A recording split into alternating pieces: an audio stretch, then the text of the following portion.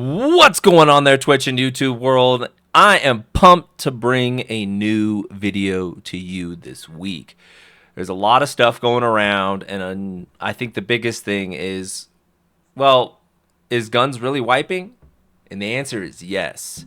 Now, whatever you do acquire along the way, you do, from my understanding, get to hang on to. So we're going to talk about two important things today.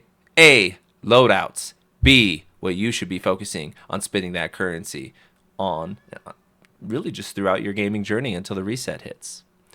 So diving right into things, the first thing I want to go ahead and talk about is loadouts. I'm going to do my best to wrap this up and keep it short and sweet because I know folks just don't want to spend 20 minutes on a video.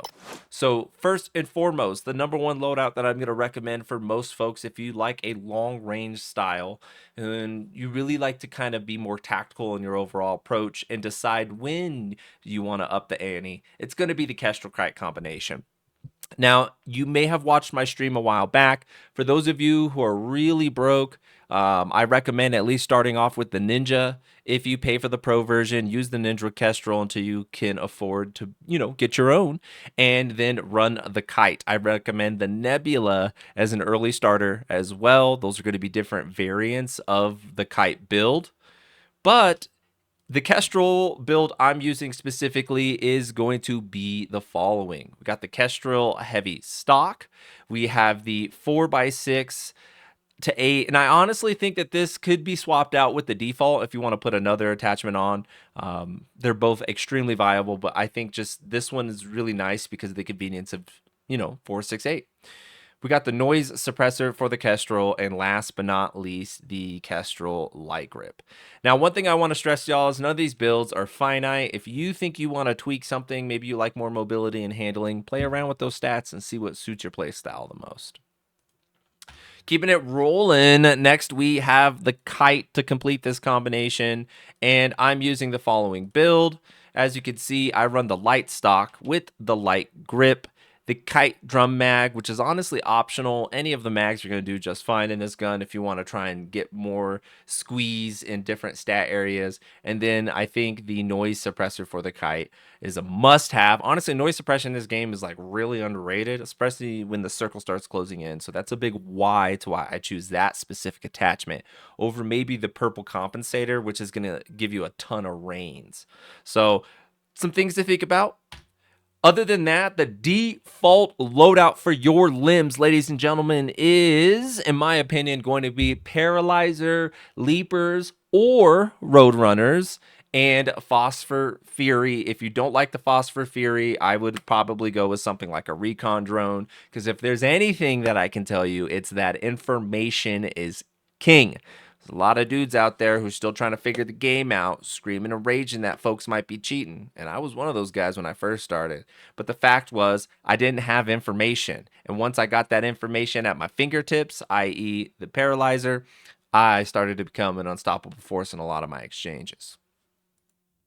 Now, following that up, our second loadout is actually just going to be the M4 Enforcer with the same Kite build. So to keep it short and sweet, this is my M4 Enforcer build. We throw on the 2x mid-range sight. I'd like that extra zoom in that it gives me. And I think when players are flying over your head, you're able to really track it a lot smoother because of that extra zoom. Light stock, light grip, and then last but not least, we have the compensator. And again, I did this one for the range. That's really all you're going to get off of using that specific attachment. So if you're not really having any issues with your long range aim, switch it up for something else. Maybe get some more recoil control or everyone's fan favorite, accuracy, because we all know those mystery bullets that seem to be dead on just aren't hitting. And apparently that stat's supposed to help out with that. So we're going to go on to my favorite loadout in the entire game. I want to give a huge shout out to Notable. He's one of the players who are currently rolling with our syndicate, and honestly the founding father. The specific playstyle of this build is kind of up to you and how you want to approach it, but we'll start with the Proton, and I think this is the best rapid shooter in the game. I know the Osprey is a great option, high damage profile, but it just doesn't have as much reliability to be honest with you. So we run the 3X Advanced Combat Scope, and this really helps close those roof range gaps as you always seem to have someone below you or across the street. The Proton Heavy Barrel, the Compensator, and the Proton Drum Mag. This combination is going to treat you right.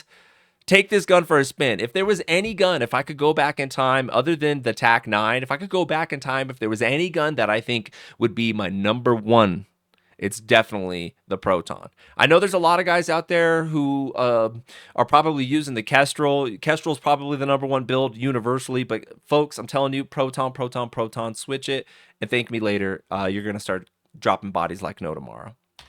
To follow that up, we have our standard loadout. I run paralyzers and road runners on this kit instead because when I'm going to go in, I like to thread the needle, right? So maybe run in, piece somebody up with my kite, crack their plates, or even get the down. Road runner out of that situation, turn around, bait the rest of the kills with the Proton, or sometimes pop my road runners, go back into the fight and continue.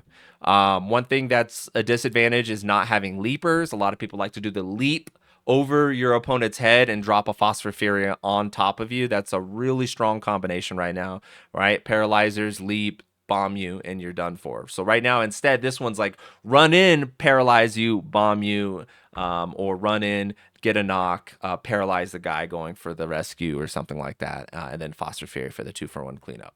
So just some ways that you can mix and match some of these loadouts together. I got one more for you. We're going to give credit where it's due. Zoltan the Mighty, one of the GOATs at the game currently, likes to run the 2X SMG setup.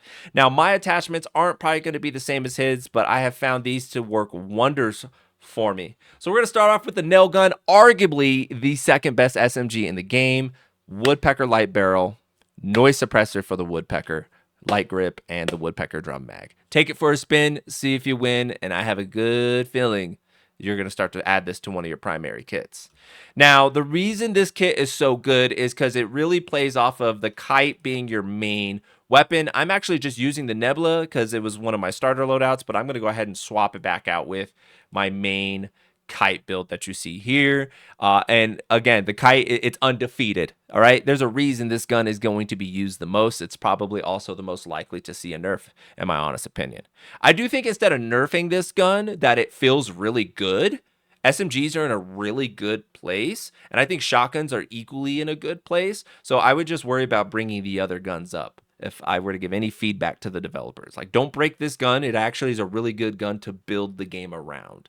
And I would say maybe on the flip side, the M4 is going to be a really good weapon to build a lot of the other assault rifles around, like the Terracon or something like that. Those things need a lot of improvements. Before we wrap up the build video, I do want to say thank you for stopping by, and we have one more build for you, and it is my favorite. I think personally it is the must-have. If you're playing competitively right now and you need to close those fights, you need to be running the TAC-9. TAC-9 is utterly broken. This will absolutely be nerfed. There's no doubt in my mind. If this does not get nerfed, the game is headed in a bad direction. This is not a gun that can be built around, to be quite frank with you. 4 taps to the body, anywhere that's pretty much chest and above, everyone's going down. Imagine pairing this with Roadrunners or Leapers and getting into the mix of like a 3v3v3, you know, like, or 3v3v3, you know, there's a lot of teams going on. You can really third party with this gun and cause a lot of chaos and damage. And there's a lot of times where maybe you're running with the kite, you run out of ammo. This is the weapon to switch to just get that finishing shot. So you don't got to worry about missing anything or just losing the exchange. So you're going to see a lot of guys running this right now, and for good reason. So that is my recommendation for all of you. Last but not least, I do think it's very important to consider having kits separate from your primary. Not everyone's going to be running around knowing how to rack up $5,000, $6,000, $7,000. So break these things up if you can. As you can see, I got a great M4 kite build for only $2,600. I got a limbs only build, which is honestly my primary limb kit that I'm using right now. And my plates only build has the TAC-9 because I like to get both of those at the same time. And for $1,300, who doesn't want to get it on and popping in like the first 2 minutes of your game? I know I do. So that is a wrap, ladies and gents, when it comes to the top 5 loadouts in the game right now. And we're going to be slapping this up on YouTube.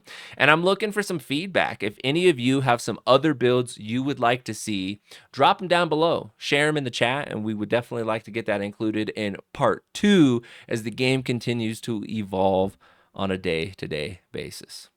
Now, the last thing I'm going to gift you with is what was promised, and it is, what should you be spending your currency on? Quite frankly, folks, you need to be getting every purple item in the game that you can. You do not need to worry about the advanced versions of the kit. For example, we have the CQ for close quarters or the RR for range kits, and I don't think you're really going to get the value that you're looking for. These are really just kind of special in their own unique way, and many of them come from packages, like if you were a Pioneer player. So you're going to see these things going for outrageous prices, and the best thing that you could probably do right now is just pick a gun, for example, the Terracon. I'm definitely not recommending the Terracon. And then going to Epic and buying that for 74. You need to blow all of your currency. All of it. There's a lot of you right now unsure of what to do and what you want to spend your money on. What should you be hexing for? And the reality is just play this game as much as humanly possible. Rack up the currency, spend the currency, and get the attachments and limbs that you need to be able to compete. I will say that to some degree, I said this wasn't necessarily pay to win, but I will say that it's pay to get a head start. Right? So there's a lot of you out there who are going to miss a week and a half of grinding when you can just pay that $11.99, skip that week and a half, and start, running around with these types of kits that I've suggested to you in this video. That's all I got for you. And until next time, folks, peace, love, and happiness.